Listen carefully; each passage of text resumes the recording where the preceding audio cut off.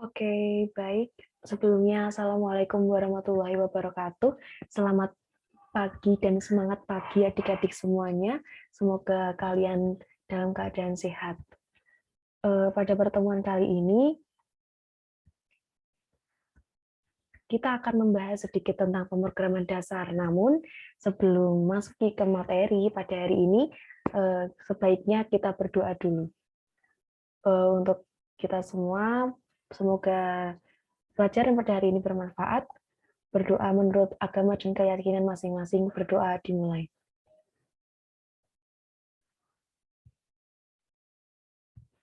Berdoa selesai. Nah, sebelum memasuki materi pada hari ini juga, saya tanyakan dulu kepada adik-adik semuanya, gimana kabarnya? Alhamdulillah baik ya, kita semua semoga sehat. Kita sekarang akan membahas tentang pemrograman dasar. Nah, ini kan pertemuan pertama ya, jadi kita akan memulai pertemuan pertama ini dengan hal-hal yang ringan dulu. Kita sekarang pada hari ini akan membahas tentang alur logika dalam pemrograman komputer. Nah, tujuan kita nanti kita dapat menerapkan alur logika pemrograman komputer dan membuat alur logika pemrograman komputer. Nah, pada hari ini kita akan membahas 3 poin, yaitu yang pertama logika pemrograman, yang kedua algoritma, dan yang ketiga ada flowchart.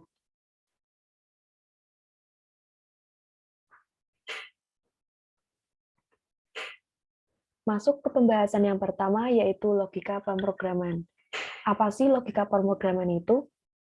Sebelum masuk ke logika pemrograman, kita akan membahas sedikit tentang program dan logika.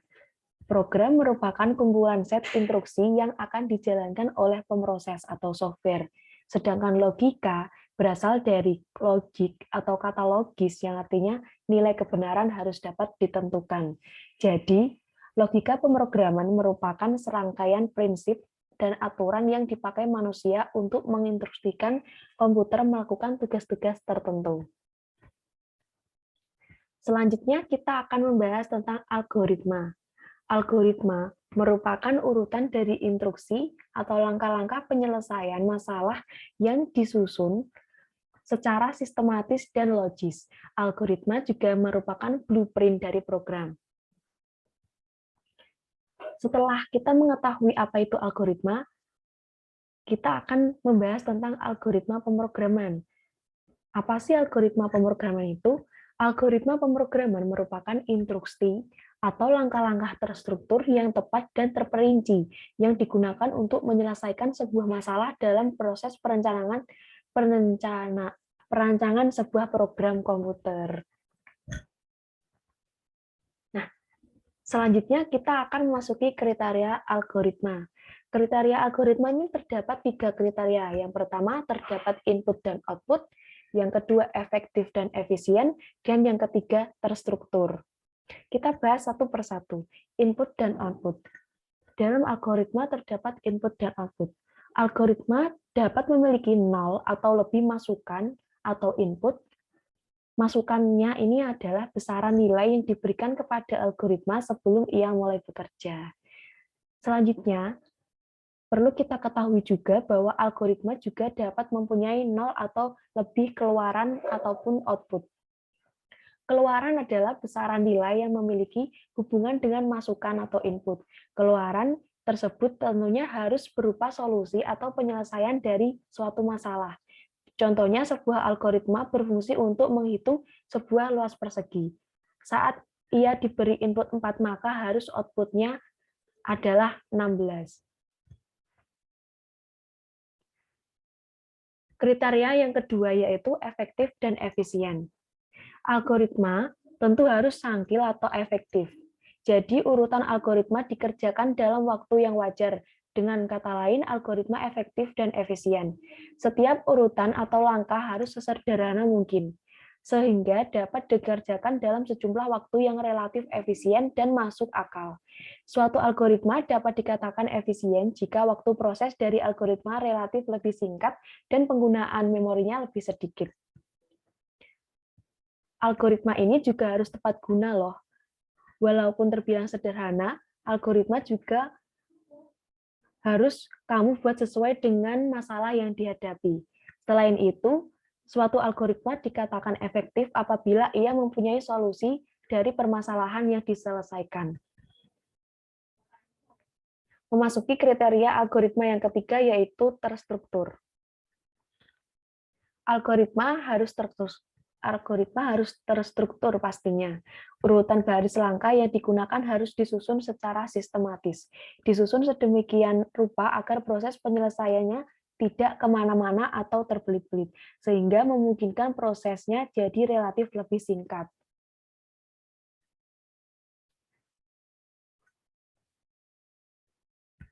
Nah, selanjutnya ini ada contoh algoritma mengirim email dari HP.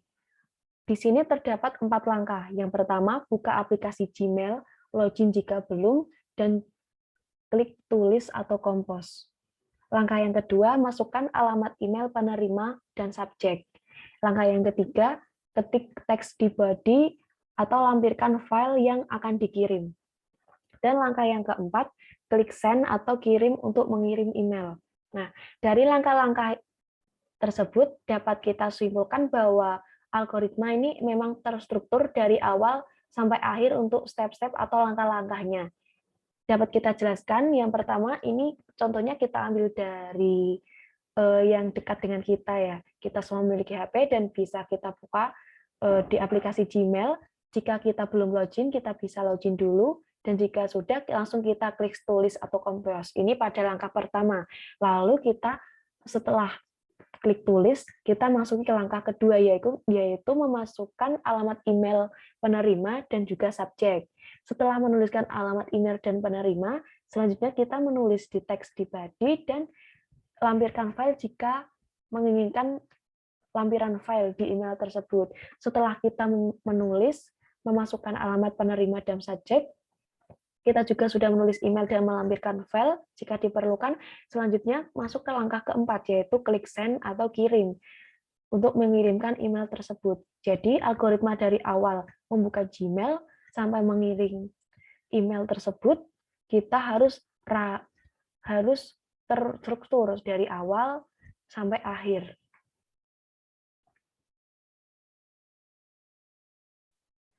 Memasuki pembahasan yang ketiga, yaitu flowchart.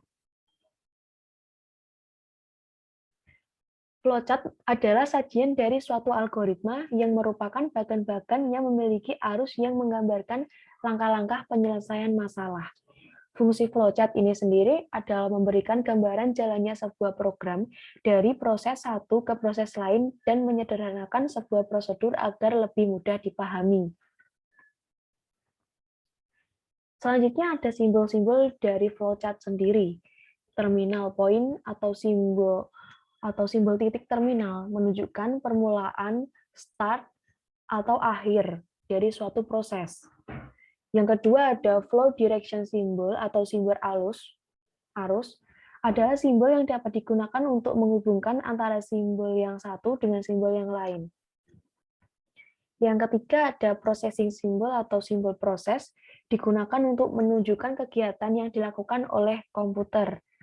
Selanjutnya ada decision symbol atau simbol keputusan, merupakan simbol yang dapat digunakan untuk memilih proses atau keputusan berdasarkan kondisi yang ada.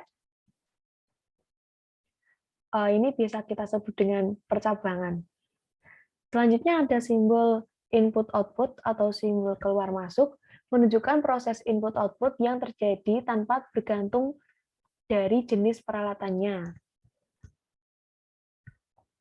Selanjutnya ada simbol predefined process atau simbol proses, terdefinisi merupakan simbol yang digunakan untuk menunjukkan pelaksanaan suatu bagian prosedur atau subprosesnya.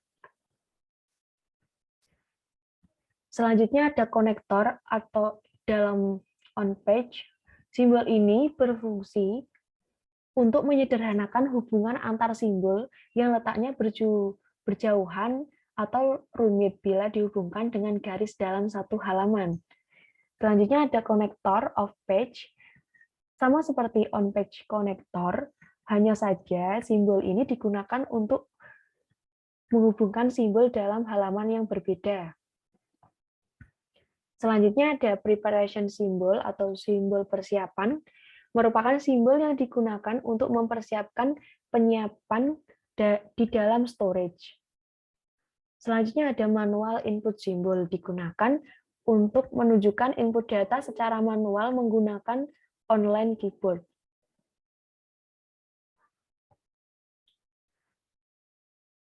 Selanjutnya ada manual operation symbol atau simbol kegiatan manual, digunakan untuk menunjukkan kegiatan atau proses yang tidak dilakukan oleh komputer. Selanjutnya ada dokumen simbol. Jika Anda menemukan simbol ini, artinya input berasal dari dokumen dalam bentuk kertas ataupun yang perlu dicetak atau kertas.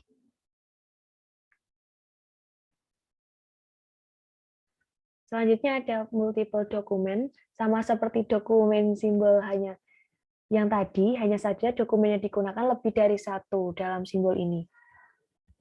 Selanjutnya ada display simbol. Display simbol adalah simbol yang menyatakan penggunaan peralatan output seperti layar monitor, printer, plotter, dan lain sebagainya. Yang terakhir ada delay simbol. Sesuai dengan namanya, digunakan untuk menunjukkan proses delay yang perlu dilakukan. Nah, ini ada contoh flowchart dari algoritma mengirim email tadi. Yang pertama, kita start, lalu open Gmail, login jika perlu. Maksudnya ini, jika iya, langsung input akun emailnya, dan jika tidak, berarti sudah login, lalu input subjek dan alamat penerimanya. Selanjutnya ada input text. Jika memungkinkan, kita bisa untuk melampirkan atau attack file. Jika tidak, langsung send email. Input text, langsung send email juga bisa. Selanjutnya langsung end. Nah, ini flowchart-nya sudah sesuai dengan simbol-simbol yang sudah saya jelaskan tadi. Kita membuka dengan start, menutup dengan ending. Prosesnya ada input, dan juga ada percobaan login. Dan tidak lupa ditambahkan dengan arus atau anak panah. Ini evaluasi untuk adik-adik, buatlah sebuah algoritma dan flowchart mencari luas lingkaran dengan diameter 14 cm. Ini nanti diharapkan dari adik-adik semuanya bisa membuat algoritma dan juga flowchart sesuai dengan simbol-simbol yang sudah dijelaskan tadi, dan algoritma sesuai dengan yang sudah dijelaskan tadi, ada input-outputnya, efisien dan efektif, dan juga terstruktur. Oke, pendidikan ini terutama terdiri dari apa yang tidak kita pelajari. Bisa kita praktikkan atau bisa dari penjelasan orang lain atau pengalaman. Mungkin dari adik-adik bisa mengambil hal-hal yang positif di sekitar kita. Oke, terima kasih penjelasan pada hari ini. Semoga apa yang saya sampaikan dapat diterima baik oleh adik-adik semuanya. Sekian, apabila ada salah saya mohon maaf. Tetap semangat buat adik-adik semuanya. Semoga kegiatan pembelajaran ini bermanfaat bagi kita semua. Sekian, wassalamualaikum warahmatullahi wabarakatuh. Tetap semangat semuanya.